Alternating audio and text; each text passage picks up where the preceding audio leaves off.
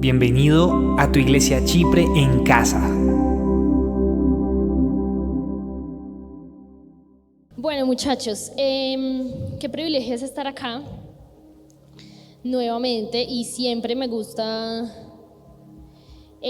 poder acompañar en la prédica, porque siempre es como que, bueno, qué cosas Dios tiene para decirnos. Y yo digo, ay, a veces estoy tan trillado decir que Dios nos da una palabra pues así en toda la semana, pero me parece muy divertido porque esta semana realmente estuve buscando qué decir. Y yo, Señor, ¿de qué voy a predicar? Hace rato no predico. ¿Y de qué voy a predicar? Y se me pasaron muchos temas por la cabeza, pero al final, con una situación que me sucedió con una amiga, fue como que entendí que esto era lo que quería predicar y de lo que necesitaba hablar. Entonces, todo bien, eso. Listo. A mí me encantan las diapositivas y pues, digamos, quiero que nos guiemos por ahí. Y yo le he titulado a esta prédica "Lo que cuesta seguir a Jesús", ¿sí? Y va muy, como les dijo Jessica ahorita, a veces nos cuesta, ¿cierto? Dar, digamos, algo que teníamos en el... Me costaron mis 500, es la mitad de un tinto. Costaron, ¿sí? Entonces, a veces nos cuesta dar las cosas, a veces nos cuesta hacer las cosas. Pero no sé si alguna vez se han preguntado qué cuesta seguir a Jesús. Esperen, ya. Listo. Entonces, vamos a leer. Igual están las diapositivas. Me gustaría mucho que bueno, lo vieran en las diapositivas, porque pues es la versión, lo hice en una versión en NBI, perdón, ¿sí? Entonces, para que todos leamos en la misma versión. Y vamos a Lucas 14, 25, 33. Dice: grandes multitudes seguían a Jesús, y él se volvió y les dijo: si alguno viene a mí y no sacrifica el amor a su padre y a su madre, a su esposa y a sus hijos, a sus hermanos y a sus hermanas, y aún a su propia vida, no puede ser mi discípulo. Y el que no carga su cruz y me sigue, no puede ser mi discípulo. Supongamos que alguno de ustedes quiere construir una torre. ¿Acaso no se sienta primero a calcular el costo para ver si tiene suficiente dinero para terminarla? Si echa los cimientos y no puede terminarla, todos los que la vean comenzarán a burlarse de él y dirán: este hombre ya no puede terminar lo que comenzó a construir. O supongamos que un rey está a punto de ir a la guerra contra otro rey. ¿Acaso no se sienta primero a calcular si con 10,000 hombres puede enfrentarse al que viene contra él con 20,000? Si no puede, enviará una delegación mientras el otro esté todavía lejos, para pedir condiciones de paz. De la misma manera, cualquiera de ustedes que no renuncie a todos sus bienes no puede ser mi discípulo. Y me gustaba esta NBI por las palabras que usa, ¿sí? Entonces, no sé si ustedes se habían puesto a pensar. Si quieres, pon la otra y la dejas ahí un ratico. Listo. Yo me hacía esta pregunta: ¿nos cuesta seguir a Cristo y decir que somos cristianos? Yo me preguntaba eso, y yo, ¿será que a mí me cuesta decir que soy cristiana? Y si me cuesta, ¿qué tipo de costo? ¿Es ese costo de que, ay, sí, no, es que yo voy a una iglesia cristiana? Sí, qué pena. Sí, ¿será que me cuesta, me duele la garganta que salgan esas palabras de mi boca? ¿O será que es otro tipo de costo? ¿Sí? Más bien como que diferente a el avergonzarme. Y yo no sé si ustedes se habían puesto a pensar, pero el ser cristiano, el ser un buen cristiano, tiene un costo, ¿sí? Siempre ha tenido un costo y siempre lo va a tener. A Dios le costó a su Hijo unigénito, ¿cierto? Jesús. A él le costó su Hijo. Y a su Hijo le costó el sufrimiento más grande de todos, que fue el morir en una cruz. Entonces, si ellos pagaron un costo por todo lo que hicieron, bueno, nosotros nos preguntamos: ¿será que me cuesta seguir a Jesús? Y otra vez, ¿será que me cuesta decir que soy cristiana, que soy cristiano, que asisto a una iglesia? A veces es muy difícil, ¿sí? Y vemos que en el versículo 25 dice, grandes multitudes iban con él y volviéndose les dijo. O sea, vamos a analizar un poquito la parte, eso se llama la parte sintáctica de este pasaje. Y es muy bello porque dice que él iba y que iban grandes multitudes con él. ¿Y él qué hizo? Él se volteó, ¿sí? O sea, él iba casual, pero él se volteó porque había mucha gente. Empecemos por ahí, era una multitud, ¿sí? Entonces podemos asimilar que era el tiempo de la popularidad de Jesús, ¿cierto? O sea, el apogeo del ministerio de Jesús, cuando las multitudes lo seguían, ¿sí? Eso lo vemos en esos tiempos. Entonces, en este tiempo, pues Jesús era la máxima sensación, ¿no? Pues un hombre que multiplica panes, que multiplica peces, que hace milagros, ¿sí? Que sana a los enfermos, que camina sobre el agua, no, pues, o sea, un éxito total, la sensación, ¿sí? Y nada raro era pensar que las personas obviamente lo querían seguir, ¿cierto? Porque me parecía muy curioso pensar en algo, y es que a nosotros nos gusta estar dentro de la rosca, ¿cierto? Llamémoslo así. Claro, si yo estoy detrás de Jesús y me enfermo, pues Él me va a sanar si estoy ahí. Lo mismo, a mí me gusta estar dentro de la rosca. Por ahí hay un dicho muy popular que dice, lo malo de la rosca es no estar en ella. Y resulta que esta multitud pues estaba en la rosca, ¿cierto? Ellos estaban detrás de Jesús, seguían a Jesús. Pero entonces, si nosotros vemos, me gustaba mucho buscar el significado de las palabras según la RAE, y resulta que la palabra costo, ¿sí?, tiene un significado y es, según la RAE, cantidad que se da o se paga por algo, ¿sí?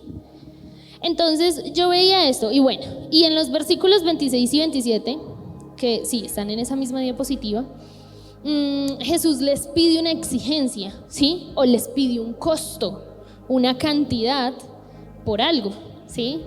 Y pues si ustedes se ponen a pensar, es un coste muy alto, ¿sí? ¿Qué está diciendo?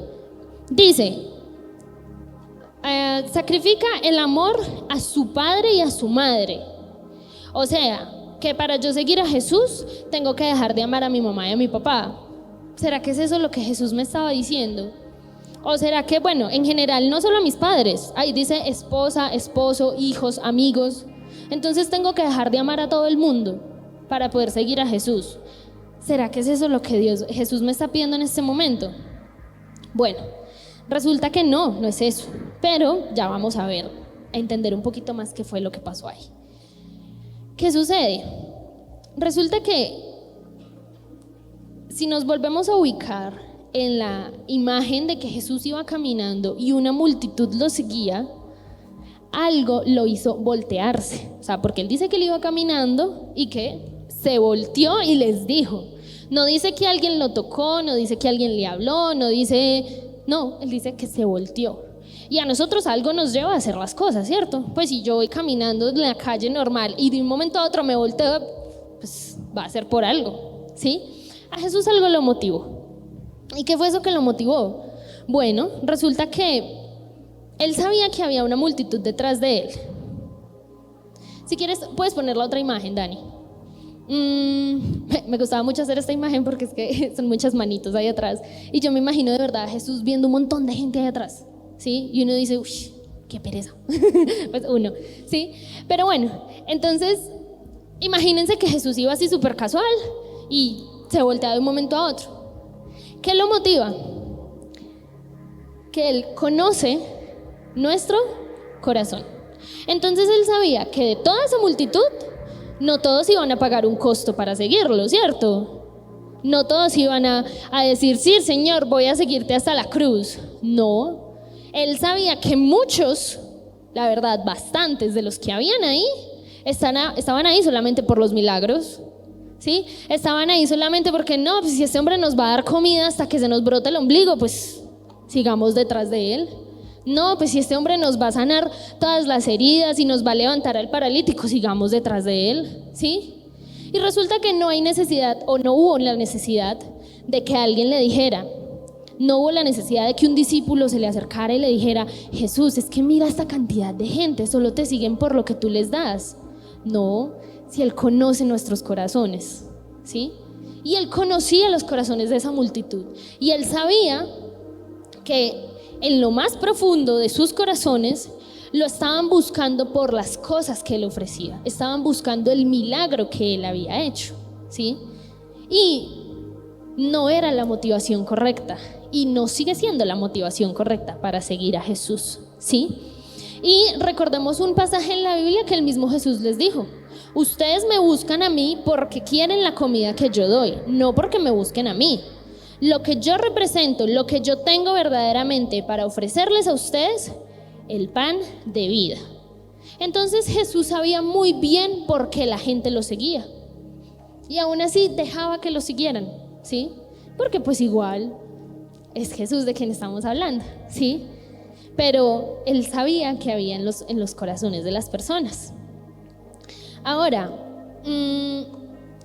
había una palabra que me parecía muy impactante cuando pensaba en esto, y es que las personas lo seguían, ¿sí? En su cultura, ubiquémonos hace 2000 o un poquito más de años, y es que las personas lo seguían porque Él era, según a como lo habían estandarizado, el candidato político mejor pago, por decirlo así.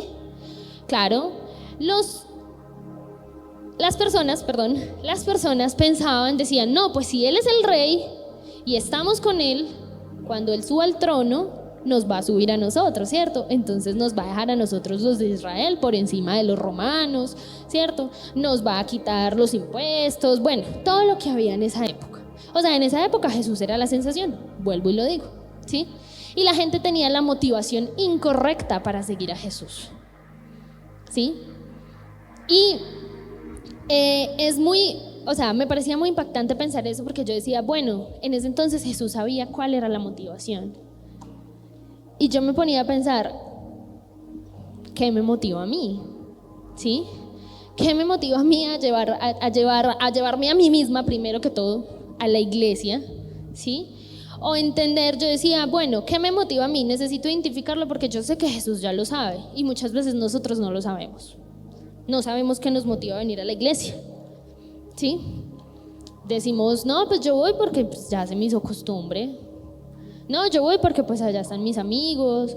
Yo voy porque allá yo puedo cantar, o allá yo puedo tocar un instrumento. Pues yo voy porque no tengo nada más que hacer. Bueno, ¿sí? Pero no sabemos cuál es la verdadera intención de nuestro corazón, ¿sí? Entonces,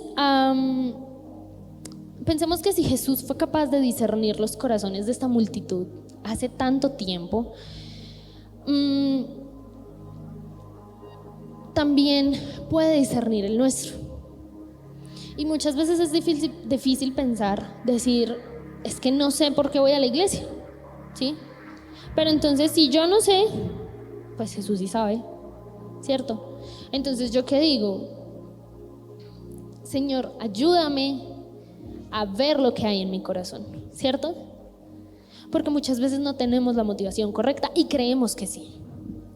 Yo cuando preparaba esta prédica y las diapositivas, porque si ustedes se dan cuenta, todas mis diapositivas son caricaturas, pero yo decía, no es algo que se diga muy fácil, porque lo que me confrontó a mí mientras yo estaba escribiendo esto fue pensar a ti que te está motivando. El hecho de que vengo aquí desde que tengo unos 6 años, pues porque antes iba a otra iglesia. El hecho de que ya se me volvió costumbre. El hecho de que si yo no estoy así aquí, créanme que yo no sé qué hacer un sábado. O sea, eso me motiva a mí. ¿Será que es eso o qué más es lo que me motiva? Entonces eso me confrontaba mucho. Y precisamente por eso yo quiero que hoy nos confrontemos, ¿sí? Con esa, digámosle, autoridad. Les pregunto a ustedes, muchachas, ¿qué nos motiva de verdad? Y cuando Jesús se volteó hacia ellos y les dijo, ¿saben qué? Si ustedes no aborrecen a todas sus familias y su propia vida, no pueden ser mis discípulos. Dejen de seguirme si no me van a seguir por las razones correctas. Porque les dijo, el que no lleva su cruz y viene en pos de mí, no puede ser mi discípulo, ¿sí? Entonces, si quieres ya lo puedes pasar. Yo veía esta imagen me gustaba mucho, porque resulta que yo no había pensado en algo, y es que desde ese momento Jesús les estaba diciendo que Él iba a llevar su propia cruz. O sea, Él con todo ese tiempo de anticipación les estaba diciendo, es que yo voy a cargar la cruz en la que voy a morir. Pero ellos no lo sabían, ¿sí? Porque pues Él tampoco se los dijo así literalmente, ¿sí? Entonces, y muchas veces hemos escuchado esto, el que lleve su propia... ¿qué? Espérense. Muchas veces hemos escuchado eso, el que no lleva su propia cruz y viene en pos de mí, no puede ser mi discípulo. Pero ¿qué significa llevar nuestra propia cruz? O sea, aquí Jesús no nos está pidiendo ser un mártir. Aquí Jesús no nos está pidiendo pegarnos latigazos en la espalda cada vez que cometemos un error. No. Resulta que la cruz es personal. Y la cruz cambia con respecto a la época, claro. Los discípulos llevaron una cruz diferente a la que nosotros tenemos que llevar. Los discípulos sufrieron una persecución diferente, ¿sí? Los discípulos en algunos casos sí fueron mártires, que les tocó muy duro, ¿sí? Pero entonces, para nosotros, ¿qué es llevar nuestra propia cruz? ¿Sí? Resulta que si nosotros no estamos dispuestos a pasar por un proceso similar al de Jesús al llevar su propia cruz, definitivamente no merecemos ser discípulos. Y esa es la palabra, no merecemos ser discípulos. Porque si Jesús lo hizo, siendo el Rey de Reyes, ¿quién soy yo para decir no, yo no voy a llevar mi cruz? Entonces, la cruz y el peso de cada uno es diferente, sí. Tu cruz puede ser tu círculo social, tu cruz puede ser tu familia, tu cruz puede ser tu trabajo, tus estudios. Pueden ser tantas cosas, y estoy diciendo temas generales, porque de ahí se vuelven más menuditicos y más específicos. Pero cada uno lo sabe, ¿sí? Aquí yo ni siquiera, o sea, no tengo ni la necesidad ni el derecho de decir, no, es que mira, tu cruz es esta y esta y esta y esta. No, cada quien, ¿sí? Porque cada quien sabe. Pero si nosotros no estamos dispuestos a pasar por un proceso similar, definitivamente no merecemos ser discípulos. Y cuando yo pensaba esto, yo decía, Jessica no me va a dejar volver a predicar, porque a veces eso suena muy fuerte y pero ¿cómo no voy a merecer estar en la iglesia o ser discípulo? Chicos, pero es la verdad. Y a veces nosotros nos conformamos con unas partes de la verdad, y esta también es una parte de la verdad, ¿sí? Entender que nosotros tenemos que pagar un costo, ¿sí?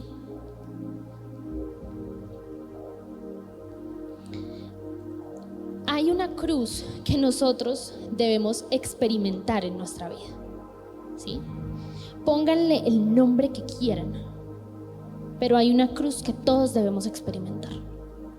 Si ya lo hicieron, lo están haciendo o lo van a hacer, Dios sabrá los tiempos de cada uno, y ustedes mismos lo sabrán.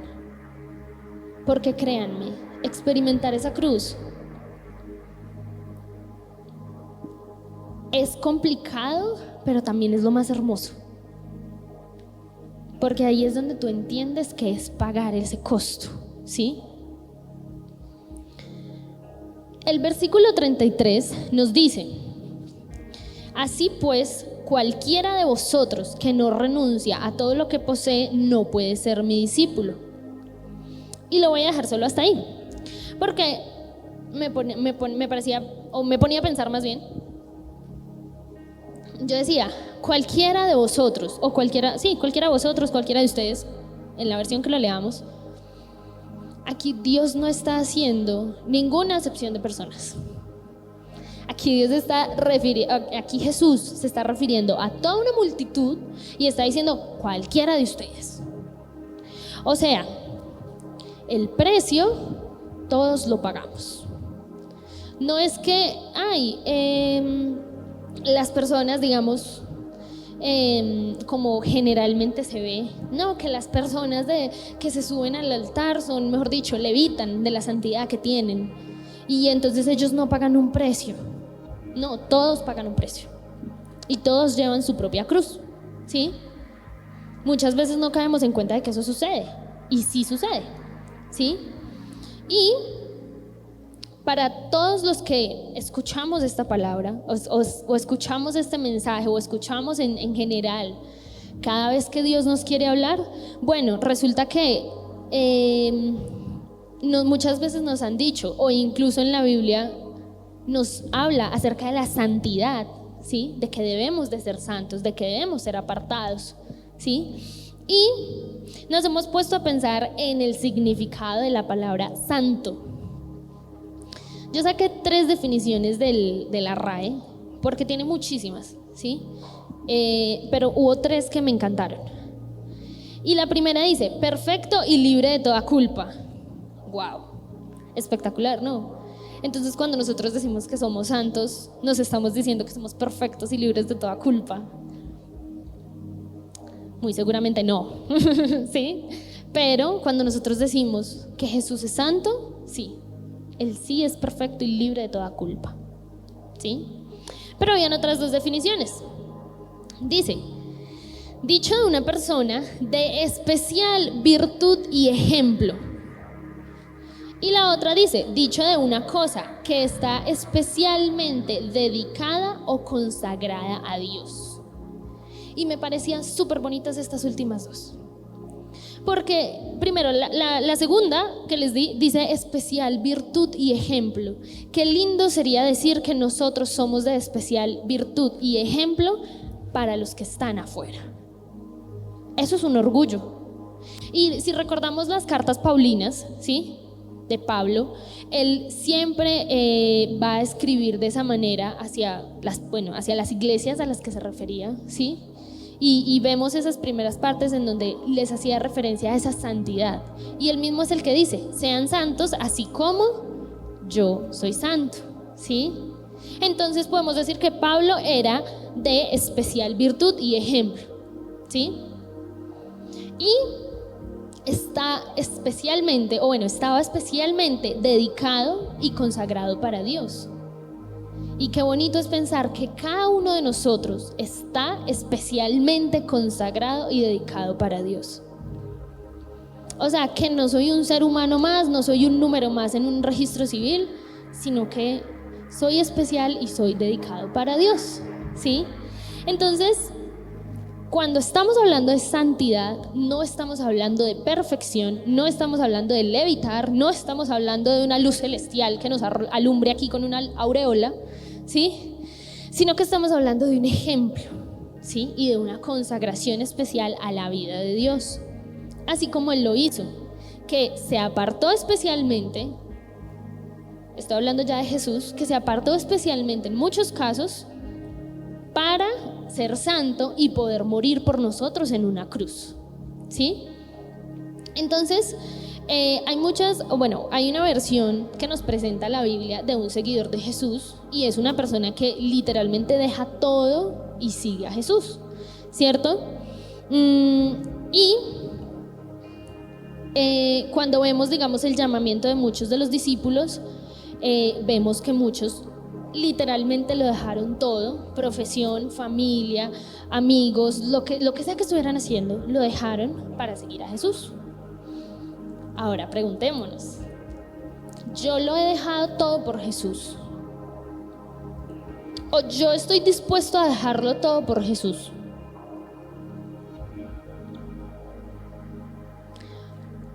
Pasa la siguiente imagen. Y me gustaba mucho esta pregunta, ¿cuál es mi motivación para seguir a Jesús? Si ustedes identifican este muñeco de acá, eso es una zanahoria. Y yo personalmente detesto las zanahorias, pues no me gustan. Entonces yo decía, yo no perseguiría una zanahoria. Pues. Pero, ¿cuál es mi motivación para seguir a Jesús? ¿Será que Él me tiene así con una cuerdita y una zanahoria? ¿O cuál es mi motivación? Y esto me lleva a pensar en que la iglesia no es la misma de hace unas décadas, unos siglos o número X, Y o Z de años, ¿sí? Y con la iglesia me refiero a iglesia cristiana, iglesia católica, iglesia la que quieran, ¿sí? Ya no es lo mismo. Porque si vemos, me gustaba pensar en esto. Si nosotros pensamos en una iglesia, la mayoría de las iglesias están llenas ¿de qué? De personas ancianas, ¿cierto? Y súper chévere que las personas ancianas estén en la iglesia. No estoy diciendo que no, ¿ok? Aclaro. Pero la mayoría son personas ancianas. Ahora, preguntémonos, ¿dónde están los jóvenes de la iglesia? Y en este momento yo quiero que se pongan a pensar, si ustedes un domingo aquí han visto a una persona que en este momento no está. O si ustedes hace 15 días, 20 días, un mes vieron aquí a una persona que ahora no está. ¿Dónde estará ese joven? Esa muchacha, ese muchacho. Y no por averiguarle la vida y el chisme, no por eso nos preguntamos dónde estarán. Y tampoco quiere decir que nosotros seamos igual que los discípulos, que entonces lo dejamos todo y estamos las 24/7 aquí metidos en la iglesia. No, eso ya no nos lo está pidiendo Dios. ¿Algunas personas tienen ese llamado? Sí. Yo no estoy diciendo que ustedes lo tengan o que yo lo tenga. Eso ya Dios lo hablará con cada uno. Pero preguntémonos, ¿dónde están los muchachos? Porque si yo les soy sincera, yo creo que nuestra iglesia tiene muchachos y tendríamos, evangelísticamente hablando, para llenar este auditorio. ¿Sí o no? Sí. Resulta que sí podemos. Pero ¿dónde están? ¿Sí? ¿Dónde pasamos el tiempo cuando no estamos en la iglesia? Y vuelvo y repito, no es estar las 24/7 metidos aquí, porque a eso no nos hace referencia, ¿sí? Sino es preguntarnos qué preferimos hacer cuando no estamos en la iglesia, ¿sí? Y resulta que ahora, como estamos en un mundo globalizado, como estamos en un mundo súper tecnológico, como estamos cambiando, nueva era, nueva no sé qué, ¿sí? Entonces, resulta que creemos que el evangelio ya no es lo mismo. Y creemos que el evangelio solamente es para situaciones específicas. Y lo veía así y veía varios ejemplos en la Biblia. Y yo decía, qué rabia verlo así. Qué rabia, porque es que nosotros no caemos en cuenta de eso. Hasta que lastimosamente es demasiado tarde. Pero yo me ponía a pensar, como les dije ahorita, ¿será que sí lo digo? ¿Será que no lo digo? ¿Será que me sacan? ¿No me sacan? ¿Me apagan la transmisión? ¿No lo hacen? Pero yo decía, tal vez para muchos sea ese justo a tiempo que Dios quiere darnos antes de ir a meter la pata, ¿sí? Entonces yo digo que la iglesia es solamente cuando yo tengo un pie más allá que acá. ¿Sí me hago entender con eso? Sí, obvio.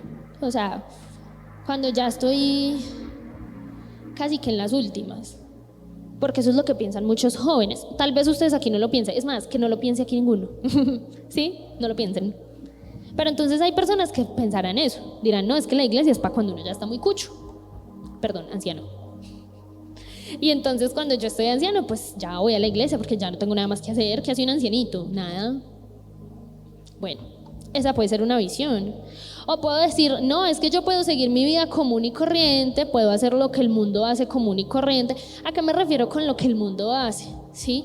Porque a veces hablamos muy general y no somos específicos con cosas que tenemos que ser específicas. Entonces yo digo, no, es que yo me puedo ir de rumba, es que yo puedo ser igual de boquisucio que mis amigos, es que yo puedo emborracharme hasta perder el sentido cada 3 días, es que yo puedo tener relaciones con la que yo quiera o con el que yo quiera, las veces que yo quiera, cuando quiera, como quiera, ¿sí? Y mi vida va a seguir normal. Y voy a la iglesia y no, y todo está súper bien en la iglesia, porque creemos que podemos llevar esa doble vida, cuando no es así, ¿sí? Y creemos que primero no afecta mi vida en el mundo y cómo actúo en él. Entonces creemos que el evangelio no va a afectar lo que yo soy y decir, no, pero pues es que yo me puedo escuchar, perdón, este ejemplo es muy personal, lo digo por mí. No, es que yo puedo escuchar este reggaetón y no me va a afectar, yo lo detesto, porque yo detesto que una canción hable tan mal como lo habla un reggaetón. Bueno, pues por eso les digo, este es mi ejemplo personal. Pero si yo fuera este ejemplo, yo diría, no, es que yo puedo escuchar reggaetón y el domingo puedo llegar a decir, santo eres tú, Señor. ¡Auch! Eso es complicado. Y es fuerte de pensar, ¿sí? Y bueno, decimos, me gustaba esta metáfora. Podemos creer que el evangelio es un apéndice de la vida cotidiana. ¿Cómo así que un apéndice? Aquí, ¿quién sabe para qué sirve el apéndice? Para nada, ¿cierto? Muy bien, excelente. Si nos sacan el apéndice, seguimos viviendo común y corriente. Entonces yo digo, pues si me sacan el evangelio de mi vida, yo sigo viviendo común y corriente, ¿cierto? Pues es un apéndice, nada que ver, ¿sí? Yo ni siquiera ubico a qué lado queda, creo que es a la derecha, ¿sí? Es a la derecha. Entonces yo digo, nada, si no voy a la iglesia normal, es como si no hubiera pasado nada, ¿cierto? Creemos que solamente es para la gente que ya está vieja. Creemos que es una gracia barata. Me parecía muy impactante esta palabra, una gracia barata. O sea, algo que alguien ya pagó y que a mí no tiene por qué importarme. Porque como yo ya no tengo que ir a ofrecer sacrificio, ni a matar un cordero, ni a latigarme por cada pecado que yo haga, entonces pues es barato, ¿cierto? Creemos que es una gracia barata cuando no es así, ¿sí? Creemos que yo puedo hacer y deshacer y que no va a pasar nada, porque ya alguien pagó el precio, pagó el costo.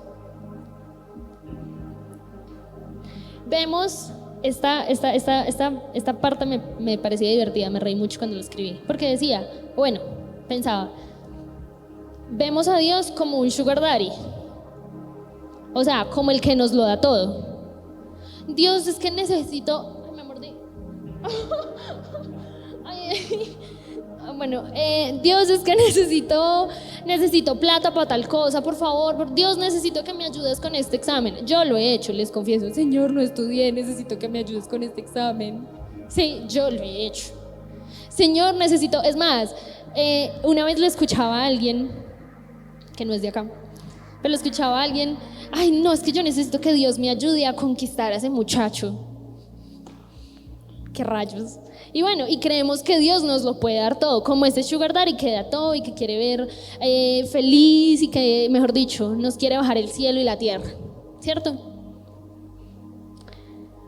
Creemos que el evangelio o que Dios es solamente lo que se predica del éxito y la prosperidad.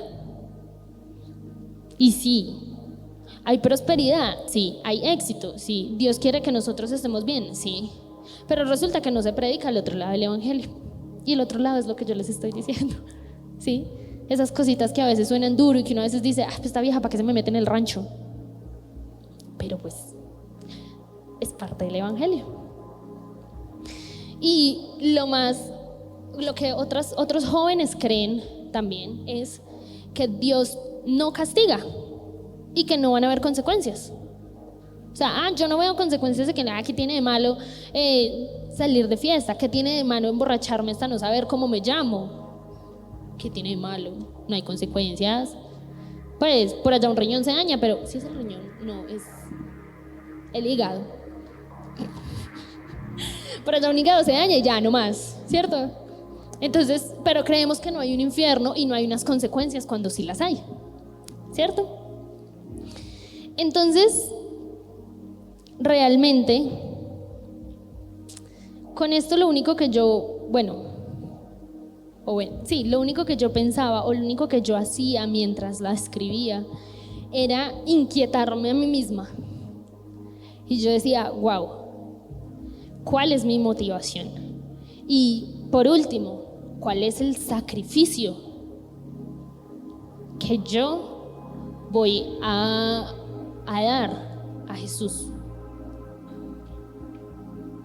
Ahí vemos una oveja súper pacífica con un cuchillo en el cuello. Y también vemos lo que es...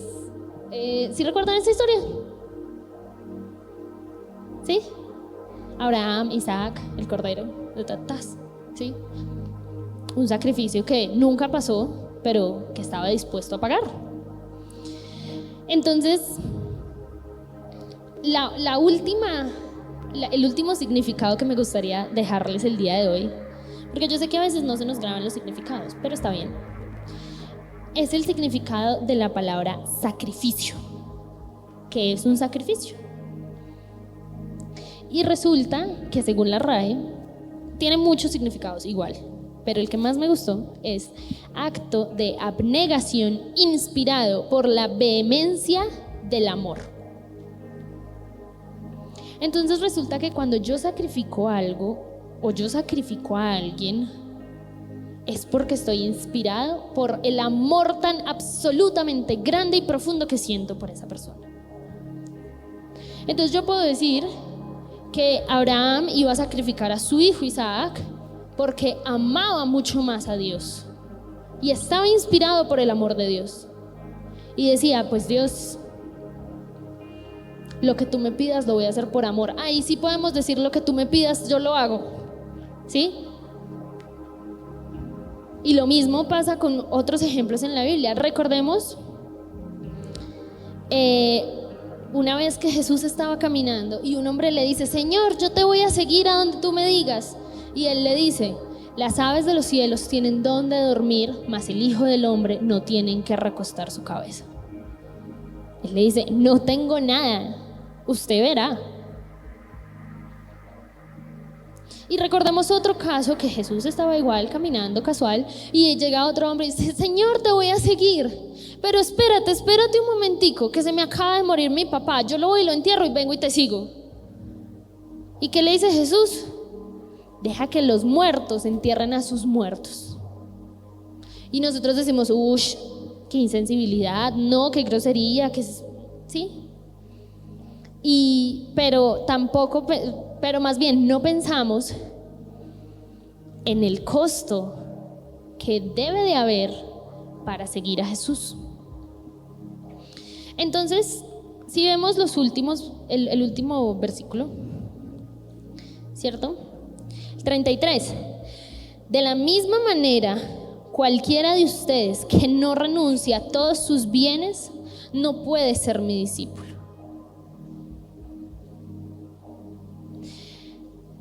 Y vuelvo y repito, yo sé que Dios aquí no está pidiendo que vendan todo lo que ustedes tienen, ni lo que yo tengo, que puede ser mucho, puede ser poco, puede ser nada, puede ser millones, pero Dios aquí no nos está pidiendo que renunciemos a todo físicamente. Él nos está pidiendo que renunciemos a todo, tanto espiritualmente como emocionalmente. Y que digamos, Señor, yo puedo cargar mi cruz y puedo seguirte a ti. ¿Sí? Y nos lleva a preguntarnos, ¿qué nos está costando seguir a Jesús? Lo que les decía al principio, ¿será que nos cuesta decir, ay, yo soy cristiano? Es como, yo soy cristiano. Sí, como que no lo digo, como que con la boca cerrada, como que, ay, qué vergüenza. ¿O nos está costando amistades? Nos está costando relaciones, nos está costando un trabajo, nos está costando un familiar. ¿Sí? Cuando yo era pequeña, mis abuelos me chantajeaban para ir a la iglesia católica, porque ellos son católicos. Y ellos me chantajeaban con comida. Vale aclarar que para ir a la iglesia. Y nosotros pensamos, ¿qué nos está costando? Si a mí hoy me vinieran y me ofrecieran comida por dejar de estar en la iglesia, pues uno dice, ay, qué absurdo, obviamente por comida. No, pero nos pueden ofrecer cosas más interesantes, porque si no nos las ofrecieran, la iglesia estaría llena. ¿Sí? ¿Qué implica entender este pasaje, esta pequeña porción de la palabra, chicos? Implica entender que es un sacrificio, entender que si lo acepto, obviamente tendré una recompensa, y que esa recompensa no va a ser terrenal muchas veces. La mayoría de veces, me arriesgo a decir. O sea, no va a ser como que, Señor, listo, yo te voy a seguir a ti. Y señora, muy bien, te voy a consignar $1.000.000 de pesos. Muchas veces la recompensa no es terrenal. La recompensa es celestial y tenemos que esperar a estar allá para poder ver el fruto de esa recompensa. Y decimos, pero ya para qué. No, resulta que es lo más importante. Ver el fruto de esa recompensa en la eternidad. Implica morir a nuestros propios deseos, morir a nuestra propia carne, cargar nuestra propia cruz. Vuelvo y les digo, ¿qué hacemos nosotros un sábado por la noche? ¿Qué hacemos nosotros un domingo por la mañana? Yo soy una persona que se ocupa mucho, ¿sí? Y realmente yo madrugo todos los días a las muy hermosas 4 de la mañana, ¿sí? Y a veces cuesta levantarse a esa hora, y a veces yo estoy esperando el domingo diciendo, el domingo puedo dormir tarde, qué rico, pero después me acuerdo y yo, el domingo tengo que estar temprano en la iglesia. Entonces a veces nos toca morir a nuestros deseos, y son deseos tan básicos como querer 5 minutos más de sueño, a deseos tan grandes